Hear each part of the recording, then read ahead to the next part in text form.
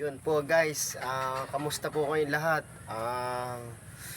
Nakapag-video po ako ngayon kasi may dumating po sa akin ngayong araw na napakasaya. Hindi ko po talaga akalain. Sa tagal na panahon, nakasahod na po tayo kay Meta sa Facebook. Itong December na to, medyo malaki-laki din po ang binigay sa akin ni Meta. Kahit baguhan lang po akong vlogger. Ngayon po, sa nasahod ko po ito, i-charity ko naman, tutulong naman po ako sa ibang tao. Bibili po ako ng mga gagamitin ko sa akin pagbablog. Kahit baguhan lang po akong vlogger, bibili po ako ng mga gamit ko. At sa mga tao po dyan, sa mga paligid, mga sumama sa akin sa pagbablog, bibigyan ko din po sila. Napakalaki po nito. Natuwa po kasi ako nung bigla pong nag-message sa Gmail ko na may sahod na ako. Hindi ko akalain. Biglang pumunta po ako sa Siniluan, sa Western.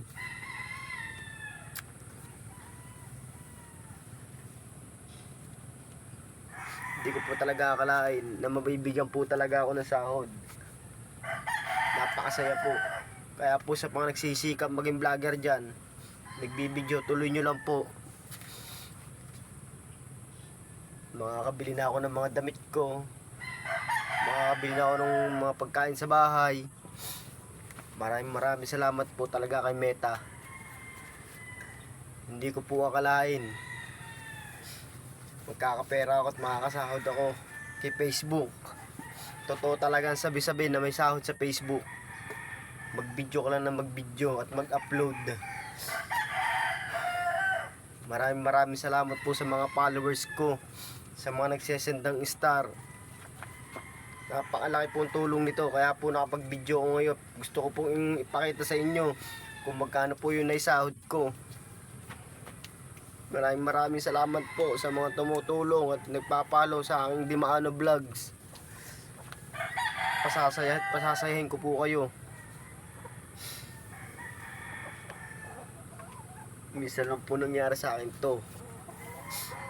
Dire-diretso ako pagiging vlogger ko. Lagi po ako magbablog. Napakalaking halaga po nito. Pirma po agad ako. Pagkakuha ko, nagsabi po agad ako sa kay ma'am, totoo po itong papel ko. At totoo yan, may sahod ka. Bigla binigay ko, natuwa po ako nung pag-abot niya po sa akin. Ngayon na po nakahapon ng ganyong kahalaga, ganyong kalaki.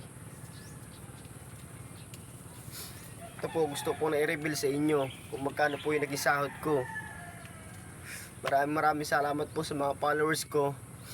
Ngayon po, itutulong ko po itong naging sahod ko. At yung mga nakasama ko sa pagbablog, bibigyan ko din po sila. Maraming salamat po sa mga tulong nyo.